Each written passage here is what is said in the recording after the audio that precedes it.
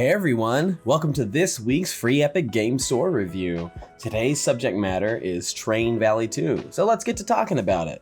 So Train Valley 2 is a train-based puzzle game. It's not exactly a simulator. When I think of a simulator, I think of something where you're like maybe in first or third person and you have control of a specific character. Like in this kind of game, it'd be like a railway switcher or a conductor.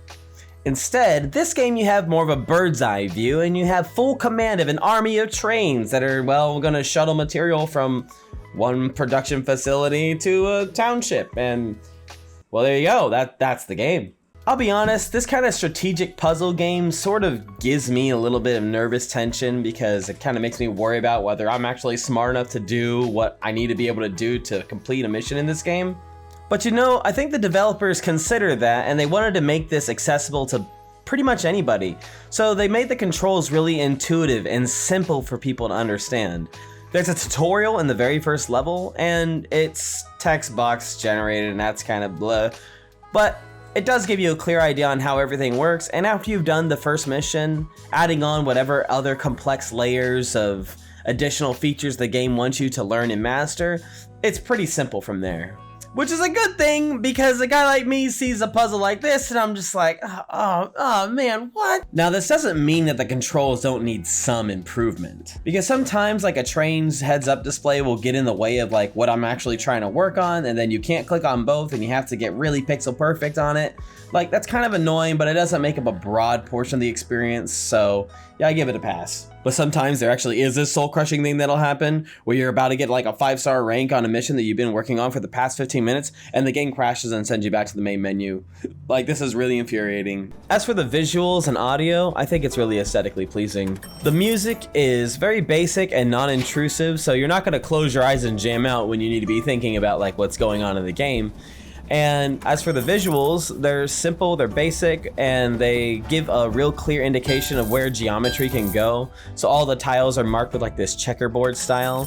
So it's not very difficult to figure out like where you can build stuff and where you can't build stuff.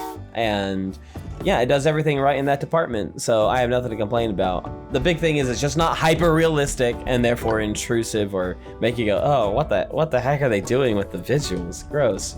So yeah, it did well. So let's talk about the gameplay for a bit. I think everything that you do is fun. Building the tracks is fun, simple, and easy to do. Switching the railways before cars are about to run into each other, and then min-maxing your efficiencies so that you can get faster times, because those faster times play into getting a 5-star ranking. And if you do get a 5-star ranking, which requires 3 stars based on time, 1 star based off of a challenge, and another star based off a random challenge, your 5-star will get submitted to like a leaderboard and it'll be compared to a bunch of other people who made it there. So it's like you joined a club of train nerds. I don't know. So the main campaign sports 50 different levels that you can do based off of different eras in history, all leading up to this space launch. I've only done like 10 of them so far, but I'm kind of looking forward to doing more of them in the future, and getting those 5 stars really adds to the replayability, so I could see myself playing this game for free at base for quite a while. So with all that said, let's get over to the verdict.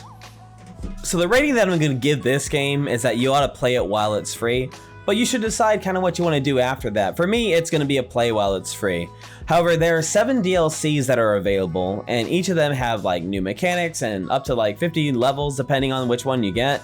And they have all that good stuff. And if you wanted to get it all in one big bundle, you'd be paying around 26 bucks for it, which I think is like a decent price, especially since you're going to get around like, I'd imagine like hundreds of hours of game time from doing that. So I'd say if you're really into this game, then go ahead and pick that up. But you should know that the Steam release of this game has access to a level editor, and it also has access to a bunch of community design levels via the Steam Workshop. So if you really want to extend playtime that way, that's another way of doing it. And you can pick up the base game on Steam for 15 bucks, and I'm sure it'll go on sale at some point, so you could pick it up for probably even cheaper and have access to a bunch of community design levels, which, let's face it, people who are passionate about the game are the only ones who are going to be making these kinds of levels, so you're bound to find something fun and cool to play in those. So yeah, that's going to be all for this episode. Next week, we're going to be hopping into the next free Epic game, Murder by Numbers. So keep your eyes out for that video because I'll be posting it soon. And until next time, we'll see you later.